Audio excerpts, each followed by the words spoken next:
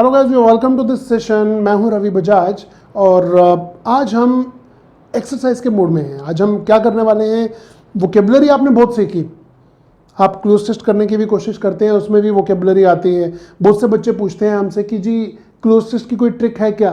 भाई cloze test की trick कैसे हो सकती है? आपकी ग्रामर, आपकी प्रेपोजिशन पार्ट स्ट्रांग होना चाहिए, आपका वोकेबलरी पार्ट स्ट्रांग होना चाहिए, उसके बाद ही तो क्लोज टेस्ट कर पाएंगे। अब कॉम्प्रिहेंशन की क्या ट्रिक होगी या PQRS की क्या ट्रिक होगी? ओवरऑल नॉलेज चेक होती है। तो आज हम क्या करने वाले हैं, आज हम यहाँ डिस्कस करेंगे वोकेबलरी सेंटेंसेस में कैसे सेट करना है आपको उन वर्ड्स को। वर्ड्स कुछ लोग रट्टा मार के करते हैं, कुछ लोगों ने हमारी टेक्निक से सीखा होगा, कैसे ऑडियो विजुअल टेक्निक से हम आपको कुछ ही मिनटों में और कुछ ही घंटों में कितने थाउजेंड्स ऑफ वर्ड्स सीख जाते हैं आप। हाँ, तो आज हम क्या करेंगे, उन्हें यूज करेंगे सेंटेंसेस में। फाइन, मैं आपको दूंगा 5 सेकेंड्स, आपको सोचना है उस बारे में कि कौन सा राइट ऑप्शन है, और फिर मैं आपको बताऊंगा राइट आंसर क्या है एंड बाकी की ऑप्शन क्यों नहीं है, ये भी डिस्कस करेंगे। ओके, तो चलिए जी शुरू हो जाइए, नोटबुक पेन उठाइए और ये रहा हमारा पहला क्वेश्चन। इसे ध्यान से पढ़ते हैं। देखिए, when he entered the wrong room he felt dash. जब वह गलत रूम में घुस गया तो उसने फील किया, कैसा फील किया जी? यहां हमारे सामने 4 वर्ड्स हैं। Okay, absconded. ओके, तो एब्सकॉन्डेड का मीनिंग होता है रफू चक्कर हो जाना, भाग जाना, जो कि यहां पर फिट नहीं बैठ रहा है। क्यों? क्योंकि जब वो रॉन्ग रूम में घुसा तो उसने कैसा फील किया? एब्सकॉन्डेड तो फील नहीं किया। एब्जॉल्व आपने पढ़ा होगा। इन सब में एक चीज कॉमन है, क्या हम ए वर्ड्स को सेट कर रहे हैं, रिवाइज करने की कोशिश कर रहे हैं। अब देखिए चारों ऑप्शन ए से ही शुरू हो रही है। फाइन, एब्सॉल्व का मीनिंग होता है फ्री फ्रॉम ब्लेम। क्या होता है जी? फ्री फ्रॉम ब्लेम, मतलब माफ कर देना, जो कि यहां बिल्कुल फिट नहीं बैठ रहा है। अब बच्चे दो, इनमें से एक आंसर होना चाहिए। एब्ज्यूर, त्यागना, अबैश, शर्मिंदा होना। तो जब वो रॉन्ग रूम में घुसेगा तो कैसा फील करेगा जी? ढंग का बंदा है तो शर्मिंदा ही फील करेगा, है ना? तो this is abash. Abash is the right option and our answer is this. बाकी तीनों आंसर क्यों नहीं है, मैंने आपको उनके मीनिंग भी बताए हैं। और अगर आपने मैं यहाँ एक चीज सभी को बता देता हूं, अगर आज आप पहली क्लास कर रहे हैं तो ये सुनिए, और जो पहले बच्चे करते आ रहे हैं उन्हें इस चीज का अंदाजा है। मैं यहाँ पर 3000 वर्ड्स लेने वाला हूँ गाइस, और उसकी प्रैक्टिस कराने वाला हूँ। और चाहे आप SSC की बात करें, चाहे आप UPSC की बात करें, और चाहे आप बैंकिंग एग्जाम या CPO किसी भी इंडिया में होने वाले कॉम्पिटेटिव एग्जाम की बात करें, चाहे वो SAT, गेट और कैट क्यों ना हो, इसके बाहर एक भी वर्ड नहीं आएगा। And I mean it, record कर लीजिए इस बात को, ठीक है? तो हम इन सब वर्ड्स की प्रैक्टिस कर रहे हैं। आपका SSC, बैंकिंग और UPSC यूं निकलेगा, देखना। Fine, I am talking about UPSC also. English में कहीं मार नहीं खाएंगे आप। तो ये था जी पहला क्वेश्चन हमारा। अब बढ़ते हैं आगे, चौकन्ने हो जाइए। एक एक वर्ड आपके लिए बहुत कीमती है, ठीक है? तो ये रहा हमारा अगला question and this is he was dash of all the blame. Fine, चारों ऑप्शन मैंने चारों के मीनिंग अभी आपको बताए थे। एब्सकॉन्ड का मीनिंग होता है रफू चक्कर होना, अबैश अभी हमने किया था शर्मिंदा होना, एंड दिस इज एब्सॉल्व, बरी करना, फ्री फ्रॉम ब्लेम, एंड एब्ज्यूर, त्यागना। तो क्या बोलते हैं? 5 सेकंड आपके पास, कम ऑन आंसर कीजिए। शायद आंसर आप सोच चुके हैं। 5 4 3 2 1, time is over and the correct answer is, जी हां, ब्लेम की बात हो रही है। ब्लेम से क्या करेंगे जी? ब्लेम से तो एब्सॉल्व करेंगे। ब्लेम से क्या करेंगे? एब्सॉल्व, माफ करना या बरी करना। Got it? अगर वर्ड्स आते हैं तो ये क्वेश्चन आपके लिए राइट नहीं, बाएं हाथ का काम हो जाएगा, ठीक है? आगे चलते हैं, क्वेश्चन नंबर 3। देखिए जी, I don't like the dash condition of factory workers. मुझे फैक्ट्री वर्कर्स की डैश कंडीशन पसंद नहीं आई। भाई कैसी कंडीशन थी फैक्ट्री वर्कर्स की? ऑप्शन देखते हैं। Abject, abrasive, against and amorphous. मैं क्या करता हूं, मैं पहले आपको इन सबके मीनिंग बता देता हूं, इजी हो जाएगा। ओके, और अगर आपको मीनिंग आते हैं तो इससे बढ़िया बात ही नहीं है। अब तक आप आंसर सोच चुके होंगे। ओके, तो एब्रेसिव होता है जी rude, it is RUDE, rude, कठोर। अब्रेसिव बिहेवियर हो सकता है। ओके, अच्छा, एमोर्फस होता है जी शेपलेस, आकारहीन, कुछ चीजें आकारहीन है जैसे कि पानी। ओके, एंड एब्जेक्ट होता है बैड कंडीशन, एंड अघास्ट स्केयर्ड, डरा हुआ। फाइन, अब चारों में से एक आंसर है, बताइए जी किस तरह की कंडीशन जो फैक्ट्री वर्कर की थी वो आपको पसंद नहीं आई। So I don't like the dash condition of the factory workers and the correct answer is जी हां, this is the right option, abject, abject condition. Fine, आपने किसी भिखारी को देखा फटे पुराने कपड़ों में था, भीख मांग रहा था, तो आप क्या बोलोगे? The beggar was in abject condition. Fine जी, आगे बढ़ते हैं, क्वेश्चन नंबर 4 पे पहुंच गए जी। And he got dash for a family drama, उसे फैमिली ड्रामा के लिए क्या मिला? 4 ऑप्शंस, एक्सेसरी। एक्सेसरी के 2 मीनिंग होते हैं, एक तो होता है गलत काम में सहायक, जिसे आप इंग्लिश में बोलते हैं अकम्प्लिस। एक एक्सेसरी होता है जो आप स्कूटर, बाइक, कार खरीदते हैं ना, तो उसमें आलतू फालतू की चीजें जो ऐड करवा लेते हैं, सीट कवर लगवा लिए, है ना, अलग से वो हॉर्न लगवा लिया टोटो वाला। फाइन, तो ये क्या होता है? एक्सेसरी। तो हम क्या बोल रहे हैं जी? He got accessory for drama, family drama. Family drama के लिए एक्सेसरी नहीं मिलेगा, गाड़ी के लिए मिलता तो हो सकता था, एक्सेसरी यहां पर राइट आंसर नहीं है। अबिस का मीनिंग होता है खाई या गड्ढा, ये भी राइट आंसर नहीं है। ठीक है, उसे फैमिली ड्रामा के लिए गड्ढा मिला, खाई मिली, नहीं हो सकता। अच्छा, अघास्ट अभी भी बताया था जी, पिछले क्वेश्चन में भी था, डरा हुआ। No, right answer is accolade. Accolade का मीनिंग होता है अवार्ड ऑफ मेरिट। क्या होता है जी? Award of merit. Fine, so accolade is the right option, award.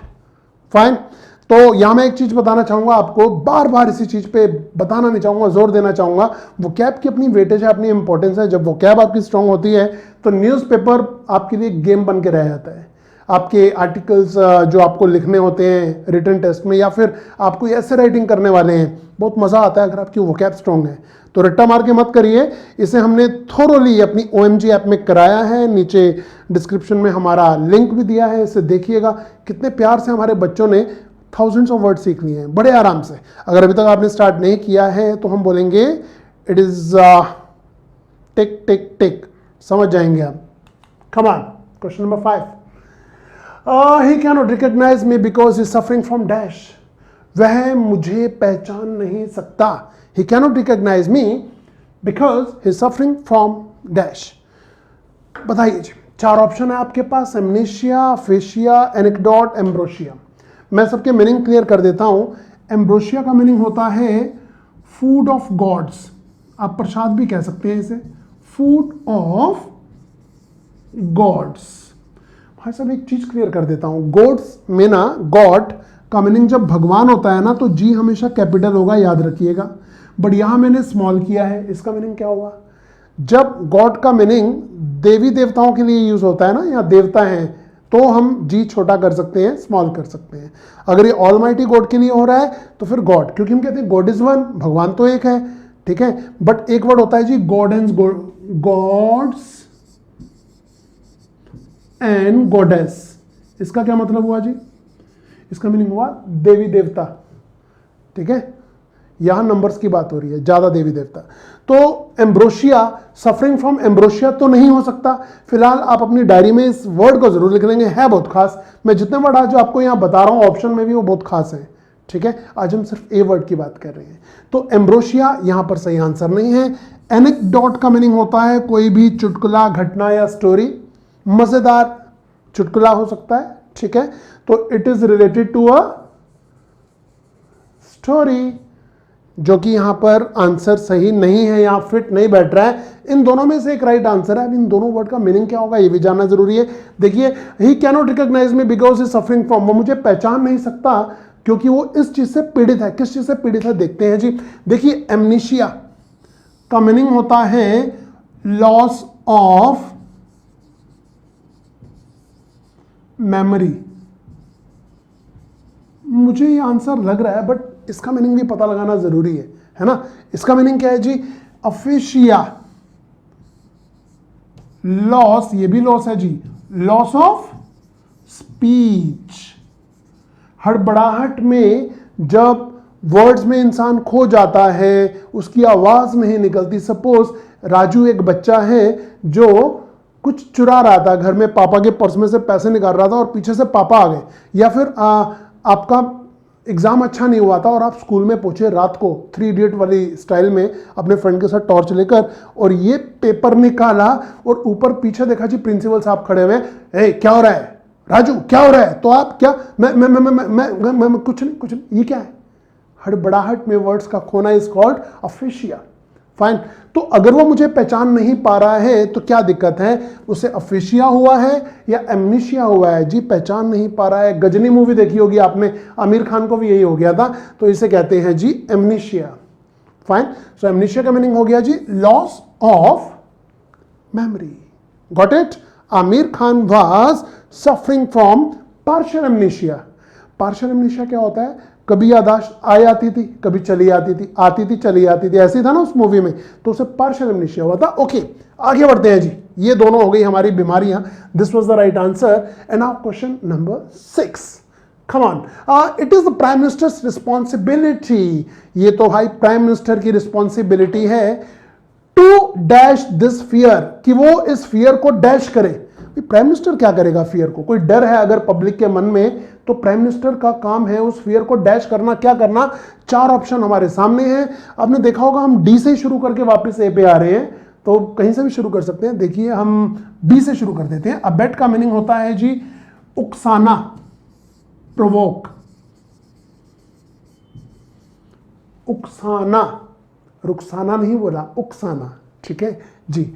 कुछ लोग सोच रहे हो अबेट उकसाना, ओके। एक्सीड मान जाना, टू अग्री, ओके। बाकी बचे 2, एल्यूर, टू टेम्प्ट, ललचाना, I can say to tempt. And allay का मीनिंग है कम करना।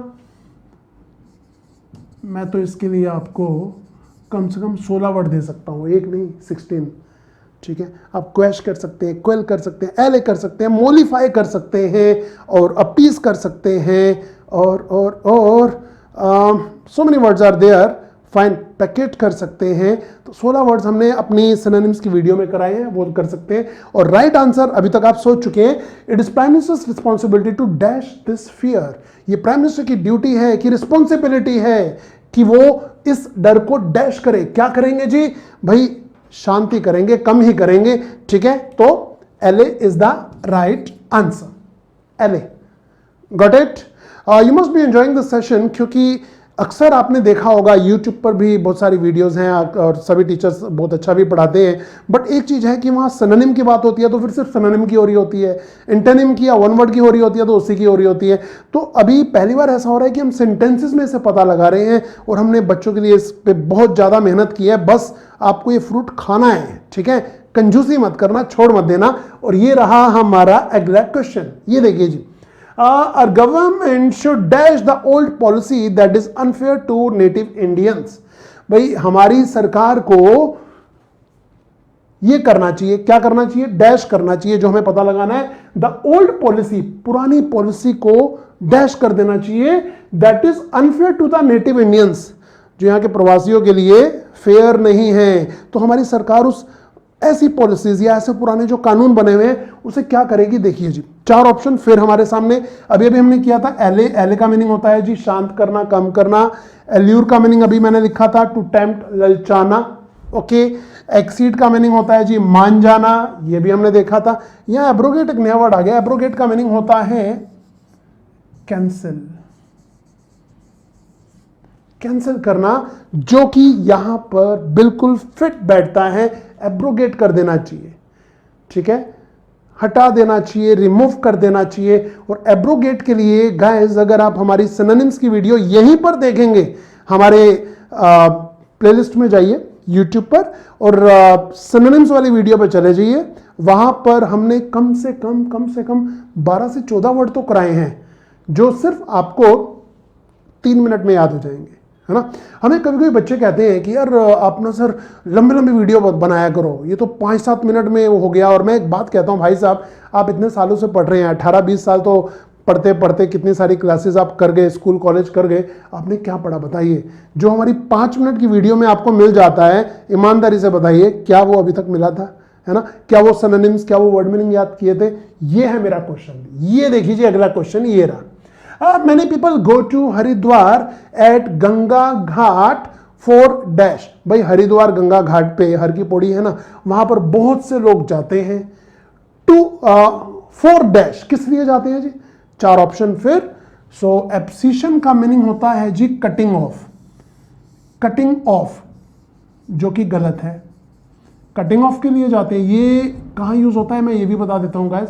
फूल पत्तियों को काटने के लिए गार्डनर होता है ना, कैंची लेके कटिंग करता है, उसके लिए यूज होता है, जो कि यहां पर गलत है। एलेक्ट्रिटी ईगरनेस है, बिल्कुल फिट नहीं बैठ रहा जी। अब बच्चे ये दोनों में ही आंसर है इनका। क्या? दोनों के मीनिंग देखते हैं। एब्ल्यूशन का मीनिंग होता है BATHING, रिचुअल बात कह सकते हैं, बेथिंग कह सकते हैं। और एनाथेमी का मीनिंग होता है कर्स, अभिशाप। भाई बहुत से लोग हर की पौड़ी पे जाते हैं, गंगा घाट पे, किस लिए? अभिशाप के लिए। क्या अभिशाप देने जाते हैं, लेने जाते हैं? तो अभिशाप तो बिल्कुल गलत ऑप्शन है यहां पर। And the right option is ablution. आप लोग भी गए होंगे, मैं भी कई बार गया हूं। एब्ल्यूशन, स्नान के लिए जाते हैं। कोई खास दिन जब बहुत से लोग हर की पौड़ी पे एकत्रित होते हैं, या और वाराणसी, इलाहाबाद या और बाकी जगह भी गंगा जी में डुबकी मारने जाते हैं, तो अगले दिन टाइम्स ऑफ इंडिया में, द हिंदू में हेडलाइंस आती है, more than 2 people gathered at Har Ki Pauri at Ganga Ghat for ablution. ये होता है जी हेडिंग। और नहाने की बेथिंग तो सबको पता होता है, एब्ल्यूशन नहीं पता होता, बट एग्जाम में तो एब्ल्यूशन ही आएगा, बेथिंग नहीं आएगा। ओके, ये रहा अगला question. It's question number 9 guys.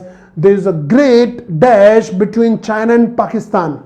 भाई चाइना और पाकिस्तान के बीच में क्या है ये तो आप समझते हैं, हाँ, बट 4 ऑप्शन का मीनिंग क्या है ये मैं समझा देता हूं, आंसर आप बताइएगा। एक्मे का मीनिंग होता है जी टॉप।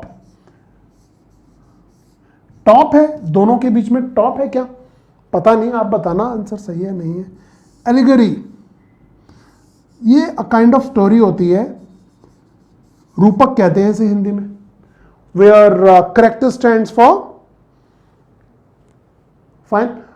एलिगोरी को हम बाद में डिटेल में मैं बताऊंगा कि कुछ हिंदी में रूपक कहते हैं, where some characters are used as symbols, ऐसे बोलते हैं, तो वो होता है जी एलिगोरी, जो कि यहां पर फिट नहीं बैठ रहा है। आंसर इन दोनों में मुझे लग रहा है, आप बताइएगा कौन सा है।